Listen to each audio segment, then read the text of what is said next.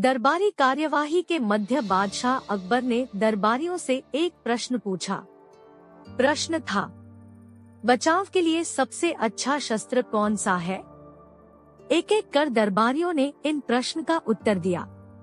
किसी ने तलवार कहा तो किसी ने भाला, किसी ने तीरकमान कहा तो किसी ने चाकू।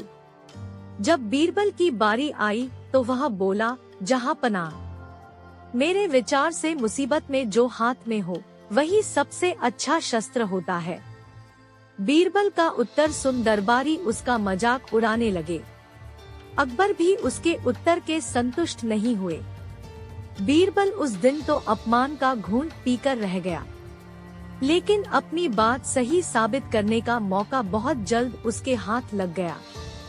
बादशाह अकबर अक्सर भेष बदलकर नगर भ्रमण पर निकला करते थे। बीरबल भी उनके साथ ही होते थे।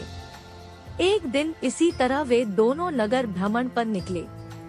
वे एक तंग गली से पैदल गुजर रहे थे। तभी एक मतवाला हाथी उस गली में आ गया। उस हाथी को देख अकबर डर गए। उस समय उनके पास एक तलवार थी, लेकिन इतने बड़े हाथी के सामने वह किसी काम की नहीं थी। उन्हें अपने बचाव का कोई रास्ता नहीं सूझ रहा था। गली इतनी तंग थी कि वहां से भाग पाना लगभग नामुमकिन था। उस गली में एक किनारे पर एक छोटा सा पिल्ला बैठा हुआ था। जब बीरबल की नजर उस पर पड़ी तो उसने उसे उठाया और हाथी के ऊपर फेंक दिया। इस तरह हाथी के ऊपर उछाल दिए जाने पर पिल्ला डर गया। उसने हाथी की सूंड को कसकर पकड़ लिया। पिल्ले की इस हरकत पर हाथी भी घबरा गया और अपनी सूंड झटकने लगा। हाथी के सूंड झटकने पर पिल्ला सूंड से फिसलने लगा और स्वयं को गिरने से बचाने के लिए उसने अपने पंजे और दांत हाथी की सूंड पर गड़ा दिए। हाथी बिलबिला उठा और सूंड को झटकते हुए पलटकर गली के बाहर भागने लगा। हाथी के गली से बाहर भागने पर अकबर को चैन आया। पसीने पोंछते हुए जब उन्होंने बीरबल को देखा तो बीरबल मुस्कुरा रहा था।